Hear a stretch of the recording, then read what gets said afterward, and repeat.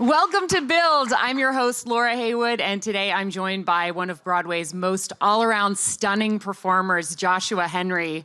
Coming directly off the national tour of Hamilton, where he played Aaron Burr, Joshua is now starring in the iconic role of Billy Bigelow in Rodgers and Hammerstein's classic musical Carousel, bringing new depths to a complicated character and inspiring standing ovations 8 times a week at the Imperial Theater. This is his 8th Broadway production, and he's giving the performance of a lifetime. Please join me in welcoming Mr. Joshua Henry. Thank you so much, Laura. It's so good to see you. Good to see you too. Thanks for having me in. Welcome back to Broadway.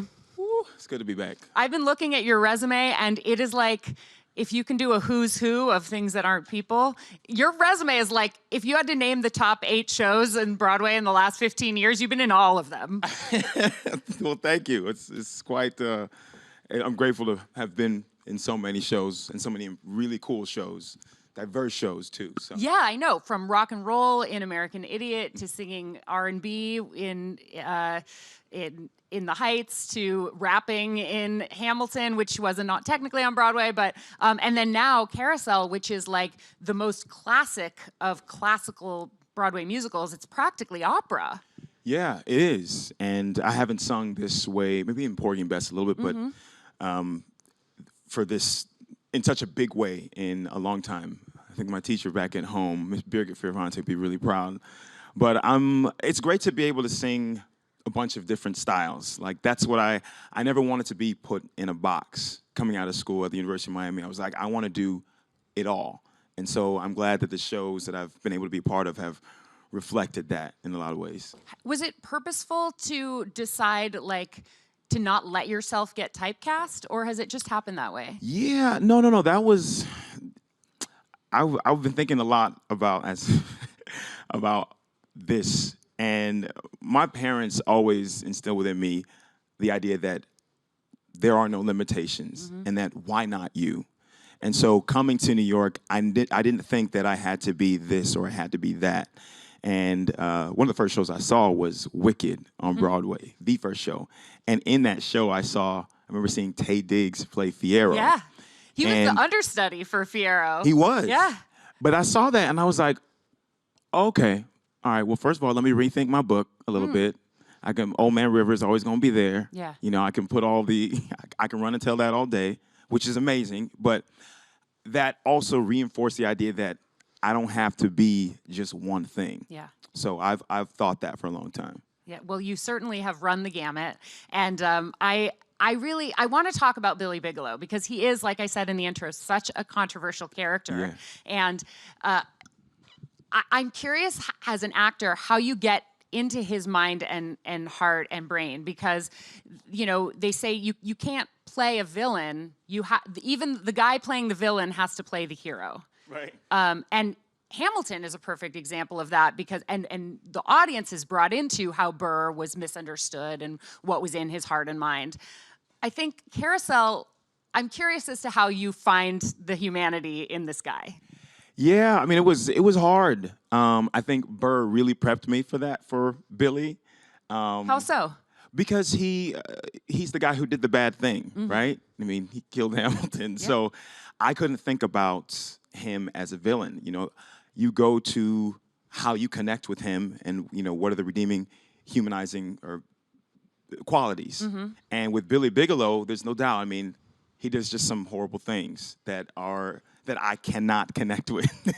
And so the way that my entryway into playing Billy was the passion and the determination he eventually has to do something great for his wife and child.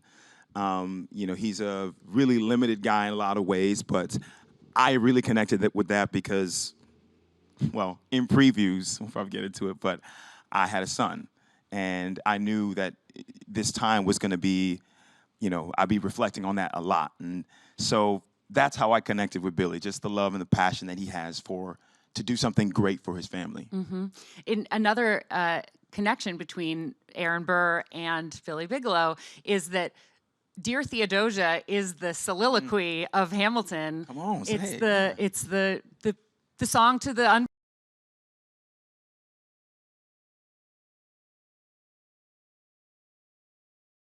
one going into the other. Do you think that being a father and having a child on the way while you were doing Hamilton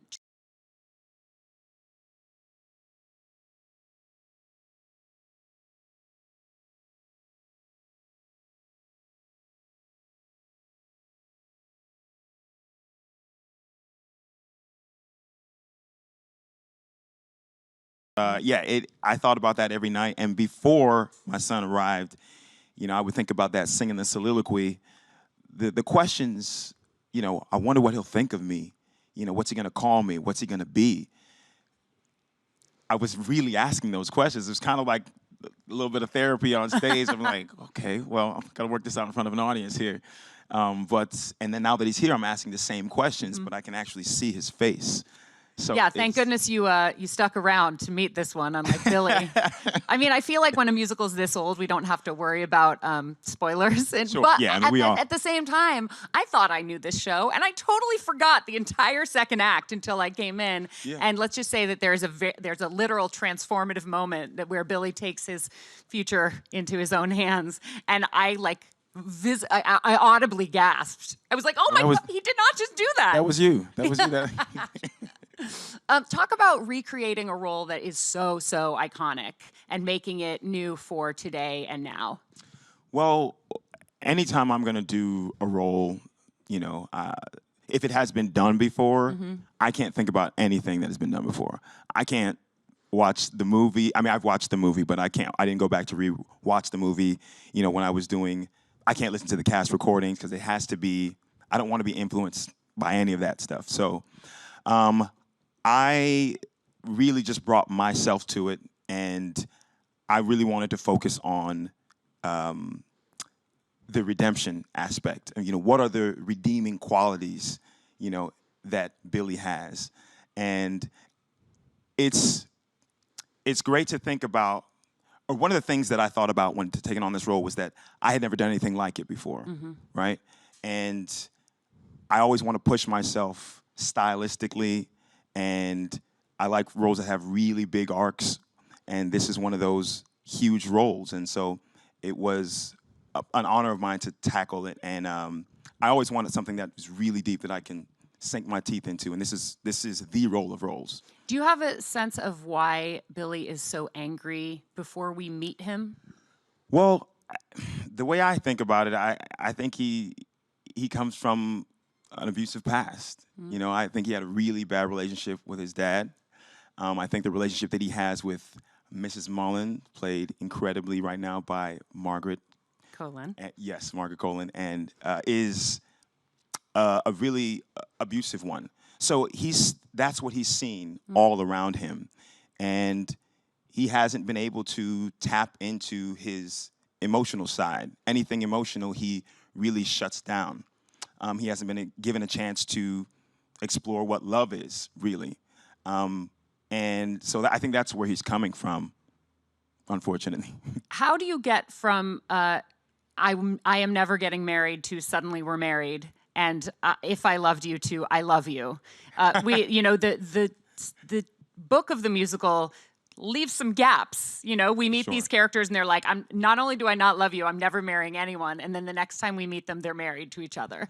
The book does leave some really interesting gaps for the actors and the director to fill in. And, a scene like the bench scene where it all happens so fast, they just fall in love.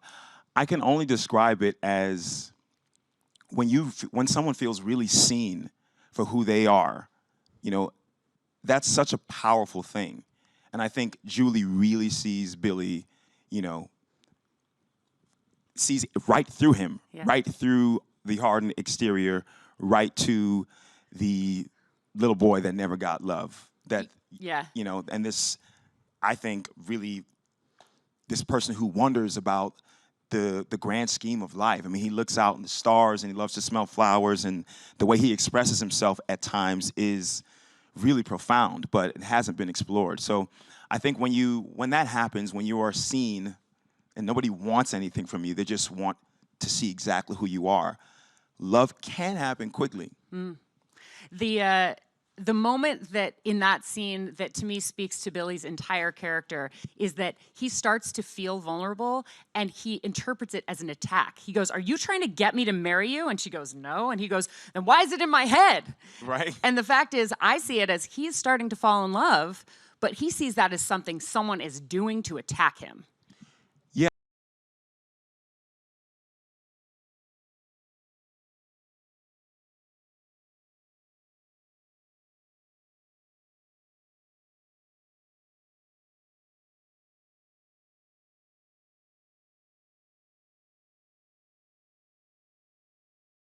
Or too open.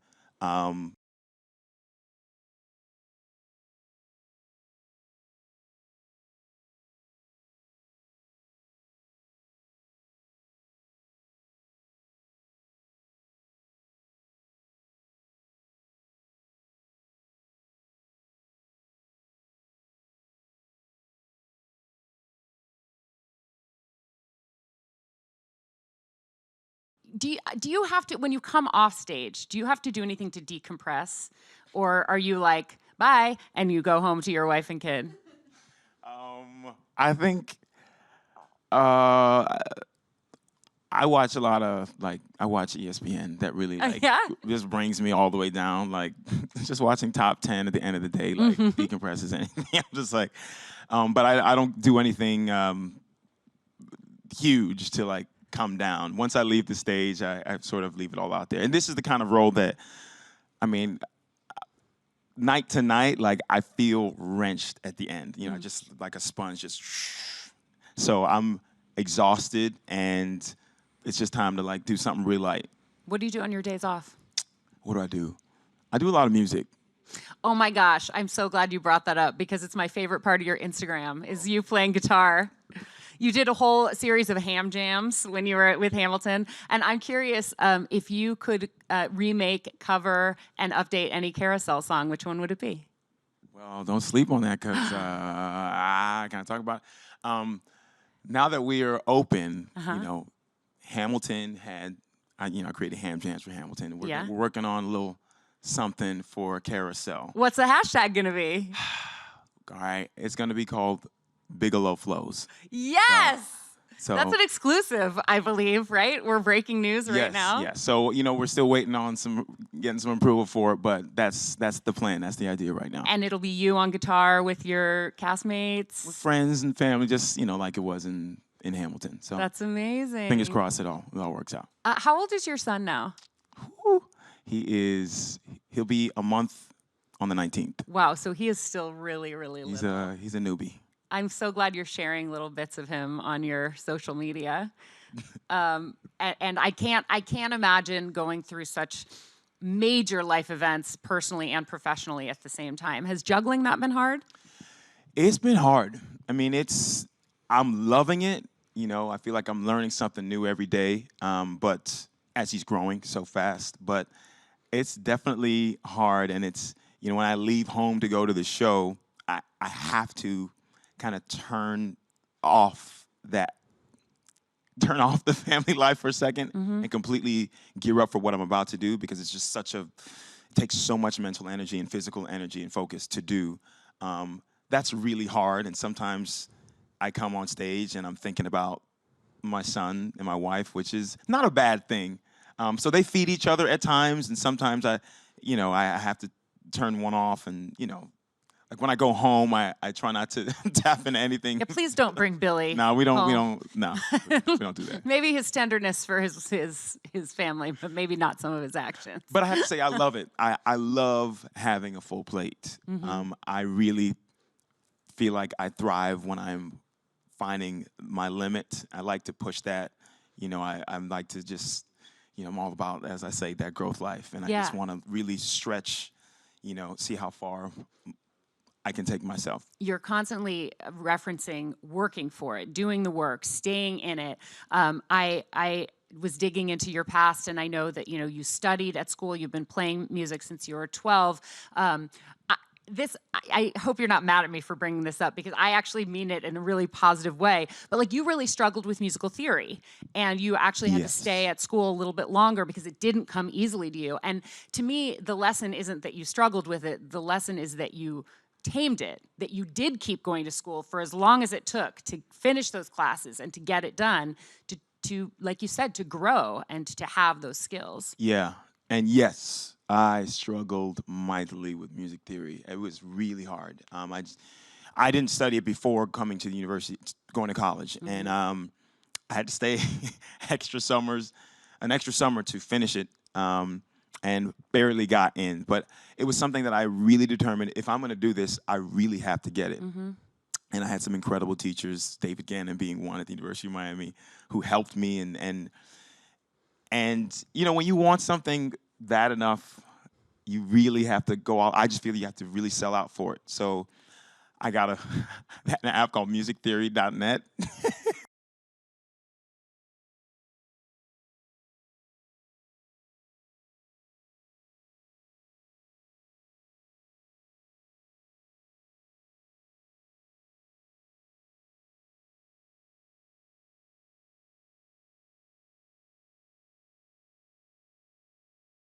Of it and the role as written. But it's easy to look at your resume and all of the things that you've done and to listen to the songs that you've recorded and go, well, he's a natural. He was born with it. He had it. And so I always want to make sure we talk about the struggles and we talk about how much work it took. And you know, being a natural is great, but it's also sort of discouraging to people who are in the midst of the struggle. Yeah, I think that's really important to talk about, and I try to talk about that a lot because, like you said, people can see credits and they're like, "Oh, well, you just jumped from gig to gig, right?" No, it was hard as hell to get here, and it's hard to maintain this 8 times a week. So I like to talk about day to day what's difficult. You know, on a day like today, which is my day off, getting 2 hours of sleep because I got a newborn at home. Oh my gosh. And you know, and just having to do the things that you want to do. Like I wanted to come here and talk to you, even though you had to swim. I mean, Yeah, it's a rough weather day out there. but the first, I remember the day he was born, I got like 2 hours of sleep before that show. But we're you in did the previews. show the day he was born? The day after. The day after. You called. Did you take one day of paternity leave? He was great. He came, like, he literally came on the day off. I was like, Papa's so proud of you. Oh, come on through, Junior. But yeah, it's a great, you have to talk about all the hard things because it's not just a breeze. My thought process day to day, what I think about to maintain myself spiritually, vocally, physically, I think it's important to talk about because I know that, a lot of people want to do this. And I have so much love for this art form that I want to lay as much of a path as possible to people that want to, take this on. I think my favorite thing is watching your face change and your voice change when you talk about In the Heights because Ready? You ready? Let's go have it. Because I've never known anybody to have so much gratitude for anything in their whole life as when you talk about your experience with Heights.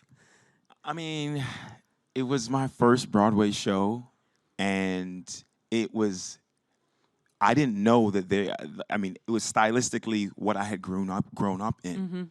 I grew up in Miami, Florida, where it was, reggae and salsa and bachata. I mean, it was everything from the islands and hip hop. So when I stumbled upon this show, I remember that first read through, I didn't even know what to do with myself. I lost it. I was like, this exists? Come on, Lynn. And then you did it on Broadway. You left because you had another Broadway show to open, and that show didn't open. Yep. That must have been heartbreaking. It was. Super glad it happened, though, and I like to talk about this a lot because, yes, I was supposed to go to do a principal role, my first principal role in Godspell, and leave this incredible Grammy, Tony Award-winning show. So I made that leap because that's what you do. You try to get the next big growth experience. And that was 2008. Everything crashed. Investments, everything, shows just went, phew. And then I was without a job. And fortunately, I was able to come back to In the Heights as a swing, which was the best thing that could have happened to my career because I was responsible for 4 or 5, I think it was 4 roles. And Do you remember which ones they were? I know Benny was one of them. And then it was like, man 1 through 4 or something like that. Were you the Parago guy? No, but I would have loved to. I would love to see you as Parago guy. Come on. I would have loved to try that, but my friend Elise does it right. Yeah, certainly. But yeah, then after doing those roles or swinging those roles, my understanding of what needs to happen on stage and my stage IQ just went to a whole nother level. And I wouldn't have had that, and I wouldn't have been ready to take on bigger roles had I not swung. I mean, it was just an incredible experience. I was thinking about the swings as I was watching Carousel because it's such a dance-heavy production. Yeah. Justin Peck, who choreographed, is from the New York City Ballet and just a complete star. And this production, while every Carousel has always had the ballet, as the early Rodgers and Hammerstein shows did, there's so much more dance in this production. And when I think about having to swing into those dance roles, it blows my mind. And I just want to deliver flowers to these people I've never even met before. Yes, you should. I mean, I always say be good to your swings. Anytime they go on, I try to make it a point to say, thank you for saving our show. They are the real heroes. They need to know more than anyone on stage needs to know.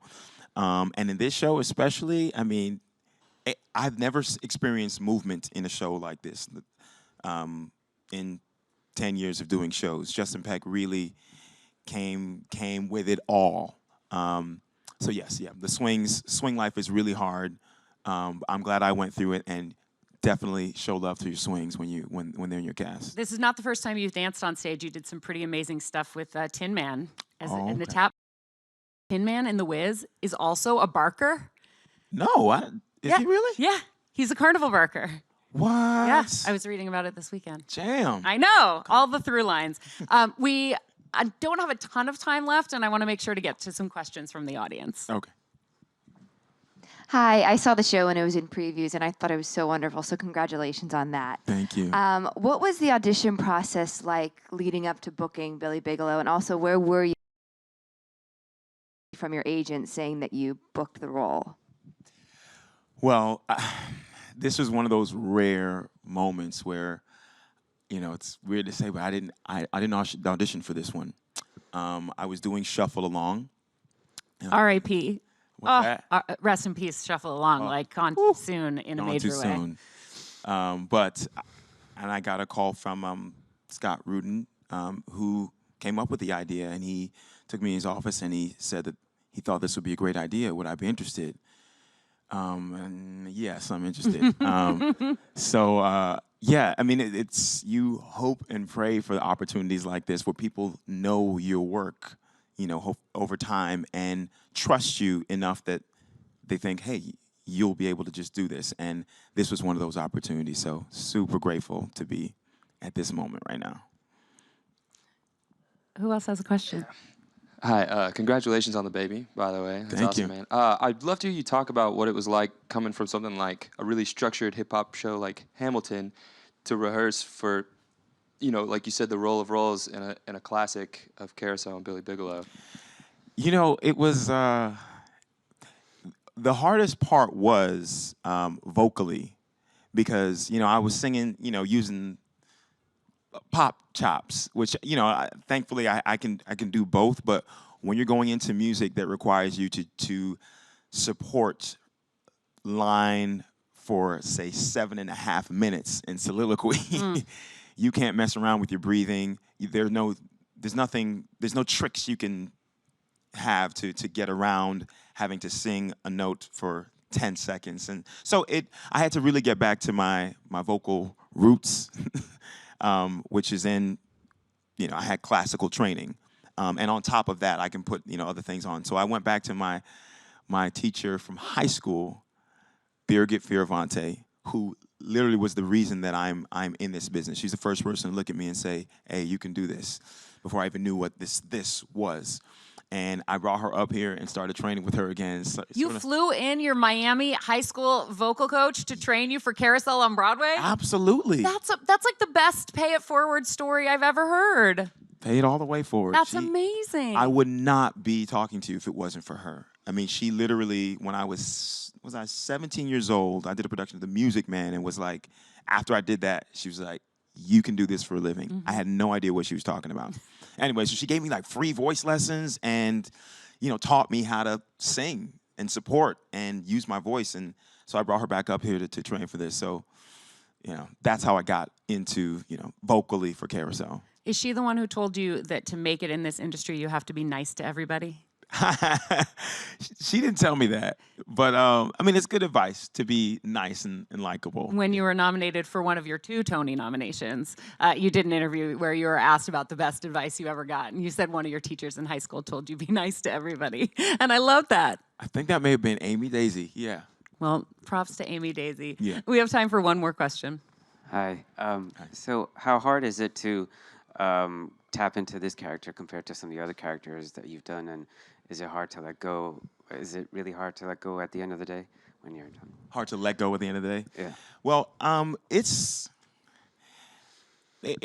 hard. Like I said, Billy, he's got a lot going on, and a lot of things that he does I'm just not a fan of. So I have to really gear up and get to that place at the beginning of the show. And the process has become a lot faster since I've got a lot of practice now. But it's not easy. I mean, it's easy to let go at the end of the day, because after 2.5 hours of being this guy who goes from 0 to 60 and you know, the many places that he goes, I'm ready to get off that ride. I'm ready to get off the carousel and just breathe some Joshua Henry breaths for a little bit. So it's quite the challenge from night to night, but you know, that's what you want. That's what you want as an actor. You want to stretch. You want to do something outside your norm. We have to wrap up, unfortunately, and I wish we had more time to talk about things like Shuffle Along, and we didn't even touch on Scottsboro Boys, which is one of my favorite things I've ever seen, and not just because the main character's name is Haywood, which is also my last name, but I want to acknowledge that role, and Violet, which is also another one of my favorites. That's where I first saw you and was like, who is that guy? And I still listen to it all the time. Your body of work is so significant already and so deep, and I also feel like you're just getting started. And Carousel, like I said at the beginning, really is the role of a lifetime, and you are just the man to be playing it. I'm so thrilled to have had you here, and I hope Carousel runs a good long time and you're with it for the foreseeable future. Appreciate that. Thank you so much, Joshua Henry. Thanks for having me.